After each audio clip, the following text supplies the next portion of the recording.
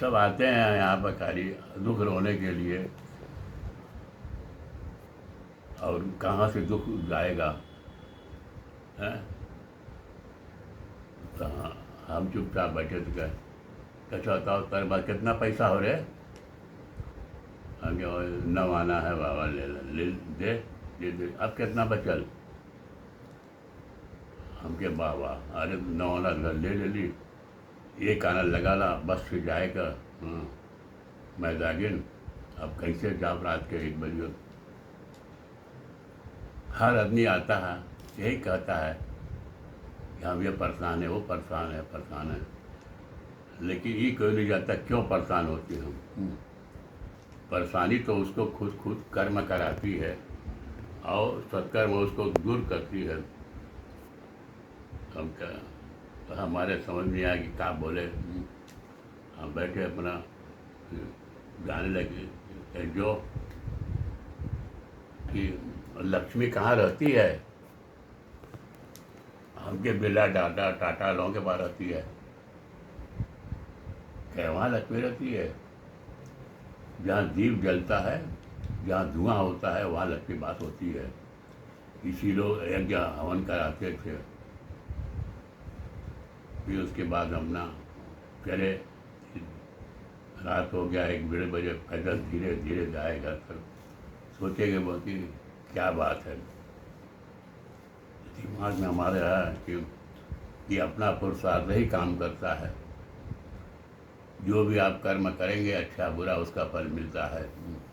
अच्छा कर्म करने का अच्छा फल मिलता है, बुरा कर्म करने का बुरा मिलता है। उसमें कोई भी किसी को देता न लेता है, आदमी का अपना अच्छा कर्म ही देता है।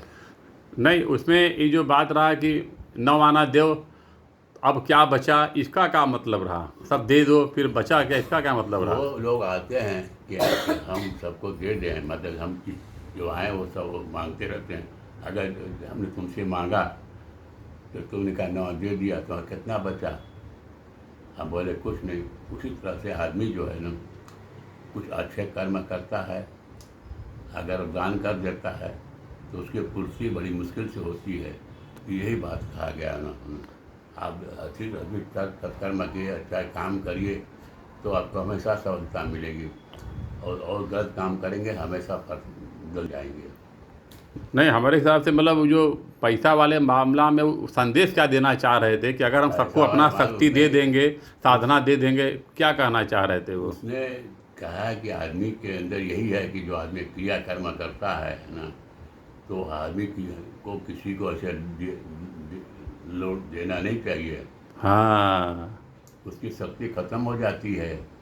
उसकी शक्ति खत्म हुई तो आप निष्क्रिय हो जाता है, तो उसको कोई नहीं पूछता है आदमी।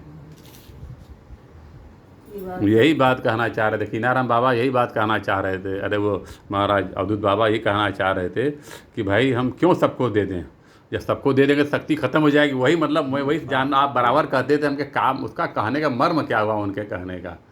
तो उनके कहने का मतलब यही हुआ, भाई क्यों हम दें अपनी चीज़ सबको? भाई आप अपना कर्म जो है, सत्कर्म को बांटना नहीं चाहिए, है ना। धीरे धीरे रखो, क्योंकि सारी खत्म हो जाएगा तो आपको कौन पूछेगा? आपके कर्मों से पूछे जाते हैं। बहुत बहुत धन्यवाद। आज 18 अगस्त 2026 है। तो पिताजी यह बात हमको करीब 40 साल से सुनाते थे, समझ नहीं आ रहा था। आज मुझे समझ आया कि बाबा अवधूत बाबा ने यह बात इनसे क्यों कही। नौ आना दे दिया इन्होंने, अब तुम्हारा बचा क्या? वो कहना ये चाह रहे थे कि हम अगर सब आशीर्वाद शुभकामना अपना शक्ति दे देंगे तुमको, तो हमें बचे क्या? यह बात पापा कहते थे और पूरा यह समझा नहीं पाते थे। परंतु आज रात को मैं सोच रहा था, कल रात को, तो वही चीज़ का मैं इनसे पूरा क्लियर कर रहा हूँ। बाबा कृपा बनी रहे। तो अब इस विचार के बाद से अब हमने भी यह फैसला किया है कि हम बहुत ज़्यादा किसी के फलादेश में नहीं जाएंगे। आप ऐसे ऐसे आपको करना है तो आप कर लो, हम नहीं करेंगे। ओम नमः शिवाय। क्योंकि मेरी बहुत सी आंतरिक शक्तियाँ बहुत कमज़ोर होती चली जा रही हैं, और हम किसी से भी कुछ लेते भी नहीं हैं, मांगते भी नहीं हैं। तो हमें कुछ लेने का अधिकार तो नहीं है, परंतु पर उसके बदले में अपने लिए कुछ और ज़्यादा पूजन करना हमारा दायित्व है, जो कि हम करवा नहीं पा रहे हैं, कर नहीं पा रहे हैं। तो आज हमारी शारीरिक स्थिति बहुत कमज़ोर हो गई है कि मम्मी से बार बार यही कह रहे थे कि इनको समझाओ, इनको समझाओ। आज वही चीज़ का मैं क्लियर कर रहा हूँ।